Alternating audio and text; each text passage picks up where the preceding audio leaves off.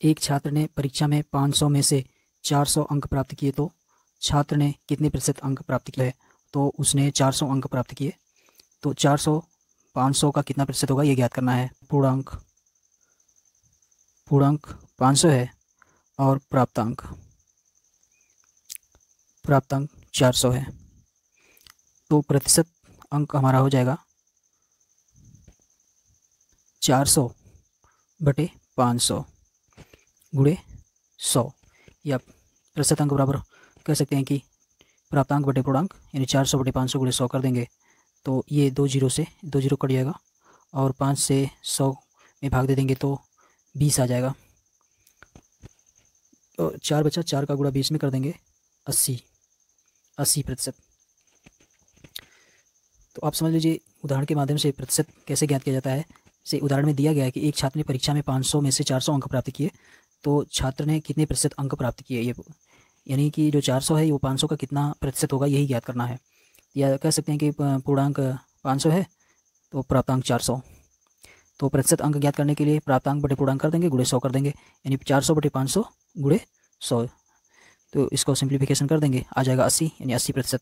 ये 400 500 का 80% होगा। दूसरा उदाहरण दिया गया है, एक वस्तु की कीमत 120 रुपये थी, उसे घटाकर 90 रुपये कर दिया गया, कितने प्रतिशत की छूट दी गई? तो इसका पहले तो छूट ज्ञात कर लेते हैं। छूट कितनी है? 120 रुपये थी और घटाकर 90 रुपये कर दिया गया, तो 120 में से 90 को घटा देंगे, यानी 30 रुपये की छूट दिया गया है। तो छूट का प्रतिशत हमको ज्ञात करना है, कितने प्रतिशत छूट दिया गया, यानी छूट प्रतिशत हो जाएगा 30/120। 120 रुपये उसकी कीमत थी, छूट कितना दिया गया? 30 रुपये का। तो 30 जो है 120 का कितना प्रतिशत होगा यही हमको ज्ञात करना है, यानी 30/120 गुणे 100 कर देंगे।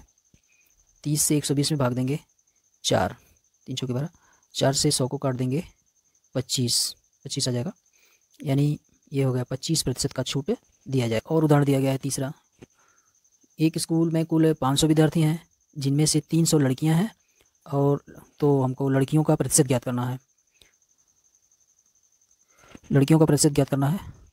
लड़कियों की संख्या, पूरा टोटल विद्यार्थियों की संख्या 500 है, जिसमें से लड़कियों की संख्या 300 है, तो हम लड़कियों का प्रतिशत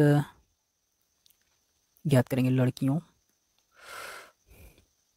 लड़कियों का प्रतिशत बराबर हो गया 500 में से कितनी है? 300, तो यहाँ 300 हो गया, और टोटल विद्यार्थियों की संख्या 500 है बटे 500, इसमें 100 से गुणा कर दीजिए, ये 2 जीरो से 2 जीरो कट गया, और इस 5 से 20 को काट देंगे 20 का गुणा 3 में कर देंगे तो 60 आ जाएगा, यानी 60% लड़कियां होंगी। उम्मीद है कि ये वीडियो आपको पसंद आएगा।